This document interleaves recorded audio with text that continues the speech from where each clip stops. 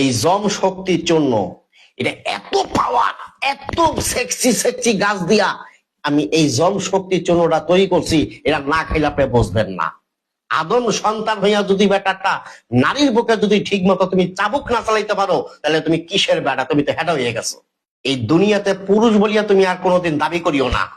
যদি একটা নারীর বুকে যদি ঠিক মতন তুমি যদি অস্ত্র না চালাইতে পারো, তুই ঠিক মতন অস্ত্র চালাইতে চাও, গুল্লি যদি ঠিক মতন টিপে টিপে বাইর করতে চাও, যদি টিউব দিয়ে যদি হাওয়াটারে ফলাইতে চাও, তুমি সেবন করবা জম শক্তির চূর্ণ।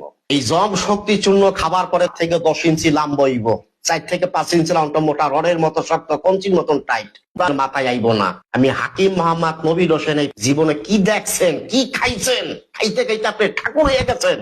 বিশ্বাস করেন না? আপনি আমার এই জম শক্তি চূর্ণটা খান, দদির মতো গাঢ় হবে। পাড়া ছাগলের মতো ঝুলিয়ে গেছে, টানিয়া টেনিস বলের মতো ছোট হইব। ইসলা পানি পড়া বন্ধ, ক্ষয় স্বপ্নদোষ বন্ধ, স্বাস্থ্য পরিপিকার ভালো। মায়ের লগে লগে 4বার 5বার খেলাইবেন, দুর্বল হইবেন না।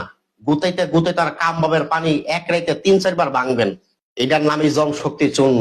এটা খাবার পরে 40 থেকে 50 মিনিট 4 থেকে 5 বার মিলামিশা করবেন, ক্লান্ত হইবেন না। এই জম শক্তি চূর্ণটা আমি হাকিম মোহাম্মদ নবীর হোসেন বহুত গাছ রিসার্চ করিয়া, গবেষণা করিয়া, গাছ বাইর করিয়া আমি এটা ভিতরে দিছি। মায়ের লজ্জা দেয়, ওর মায়ের ভাইকে খালামা গুতাইতে গুতে তার জিভ বাইর করিয়া লাইবেন। আইবেন জম শক্তির জন্য।